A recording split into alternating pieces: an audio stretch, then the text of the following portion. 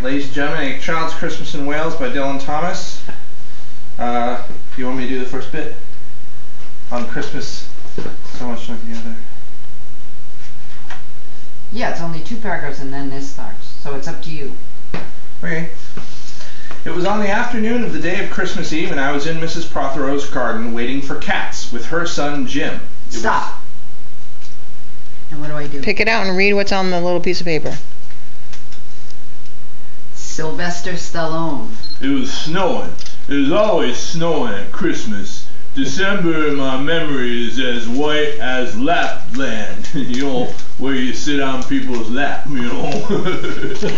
And though there was no reindeers, but there was cats. There was cats that were patient, that were cold, that were callous, you know, like the callous when you've been boxing. They were callous.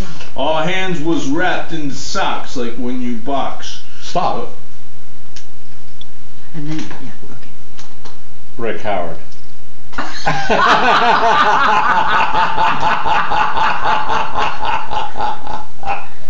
Our hands were wrapped in socks. We were waiting to snowball the cats. Sleek and long as jaguars. Horrible whiskering, spitting, and snarling. They would slink and slide over the white back garden walls. Stop. Good job. Good job. I don't know who that is. Elmo. Elmo. What's it? The Lynx hunters, Jim and I, fur cat and moccasin choppers from Hudson Bay. Emma loves Hudson Bay. Oh, Elmo. Off of Mumbler's Road, when heard our deadly snowballs at the groove of their eyes. Stop. Sean Connery.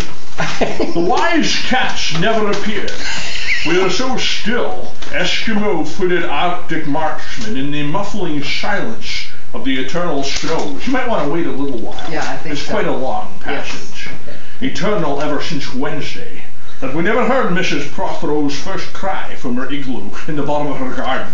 Or if we heard it at all, it was to us like the far-off challenge of our enemy and prey, perhaps a spy from another country.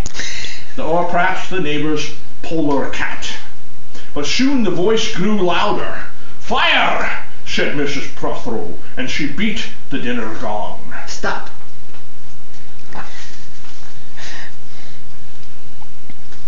Is it your turn? No, it's yours.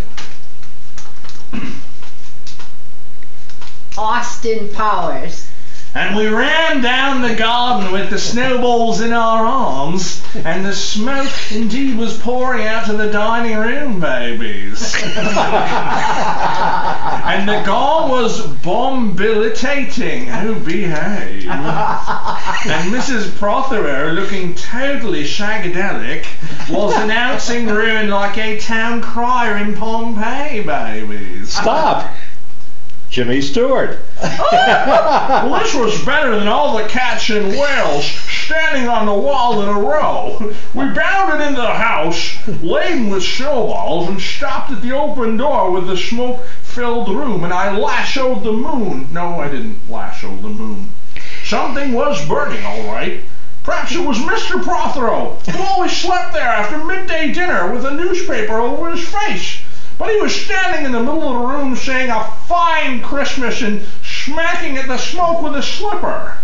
Stop. Uh-oh. Still got some.